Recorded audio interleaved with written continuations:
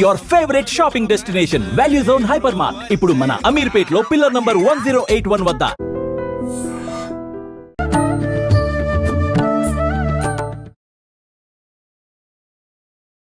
నమస్కారం, welcome to I dream. ధర్మ మార్గం విత్ విజిత కార్యక్రమానికి స్వాగతం.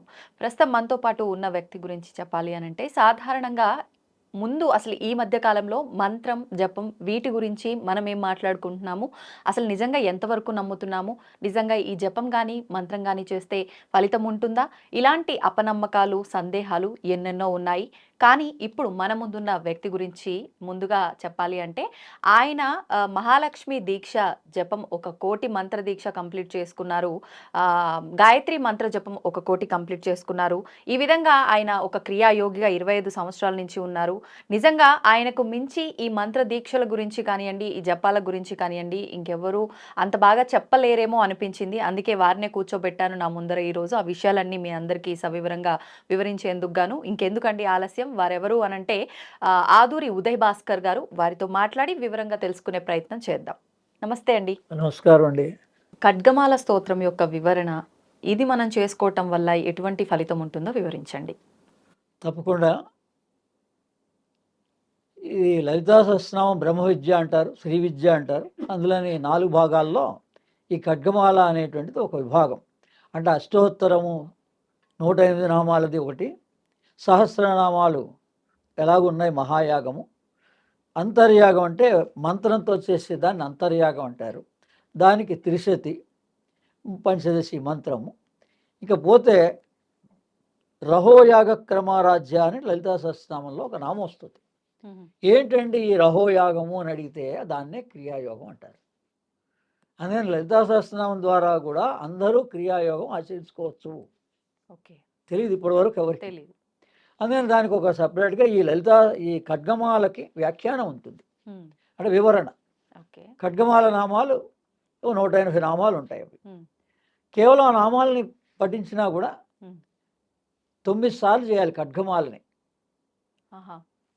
పారాయణము ఒకసారి చేయడానికి అది వాళ్ళ టైం బట్టి ఉంటుంది. మామూలుగా ఓ 5 నిమిషాలు అయిపోతుంది. మన ప్రాక్టీస్ అయితే 5 నిమిషాల్లోనే అయిపోతుంటుంది.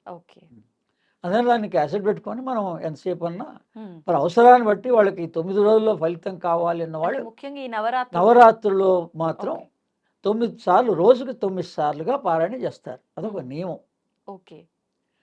అదని ఖడ్గమాలకి అది ఆ నియమం అనమాట. ఇది రాత్రి సమయంలోనే చేయాలి. ఎప్పుడైనా 24 గంటలు ఎప్పుడైనా చేసుకోవచ్చు. ఈ 9 రోజుల్లో వాళ్ళకి ఎప్పుడు సమయం కుదిరినప్పుడు అప్పుడు చేసుకోవచ్చు.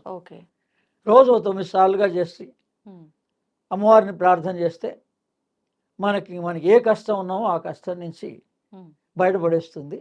అంటే ఇది ప్రామాణికంగా శివాజీ మహారాజు ఖడ్గము అంటే దీన్ని మొట్టమొదట ఉపయోగించుకున్నటువంటి వాళ్ళు ఎవళ్ళు అంటే శివాజీ మహారాజు అక్కడ ప్రామాణికంగా 1670 ప్రాంతంలో అక్కడ శిలాశాసనాలు కూడా ఉన్నాయి, మ్యూజియం కూడా ఉంటుంది, మనం వెళ్ళి తెలుసుకోవచ్చు.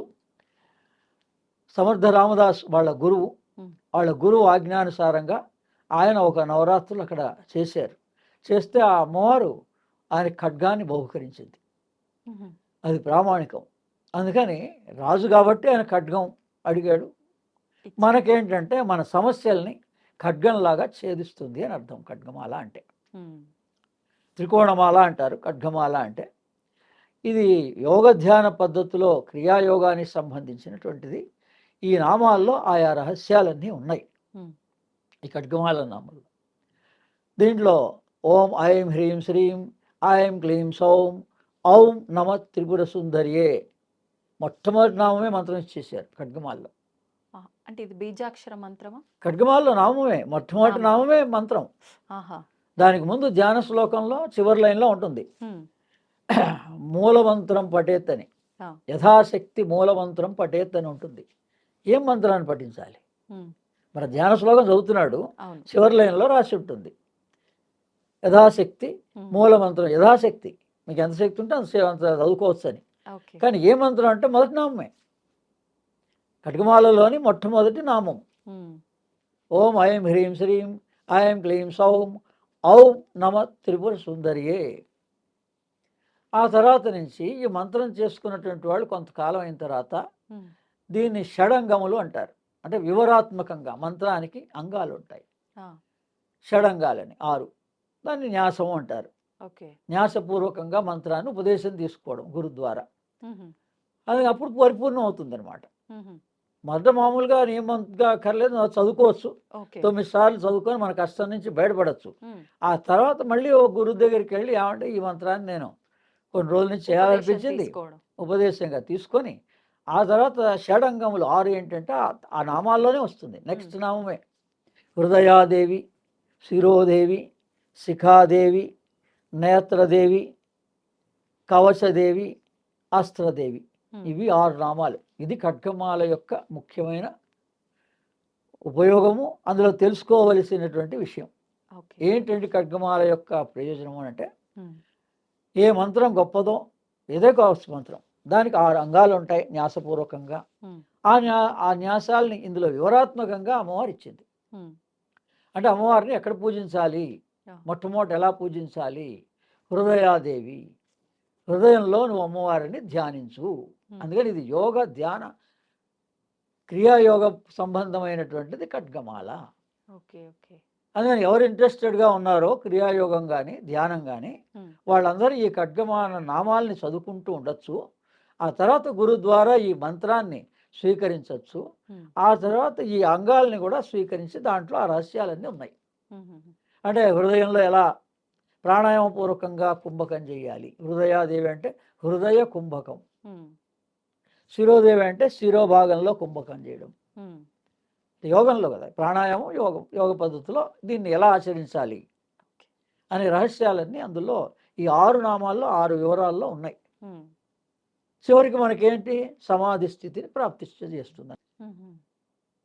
హృదయాదేవి, శిరోదేవి, శిఖాదేవి, కవచదేవి అంటే ప్రాణ చాలనం, దేహం అంతా కూడా ప్రాణాన్ని తిప్పడం.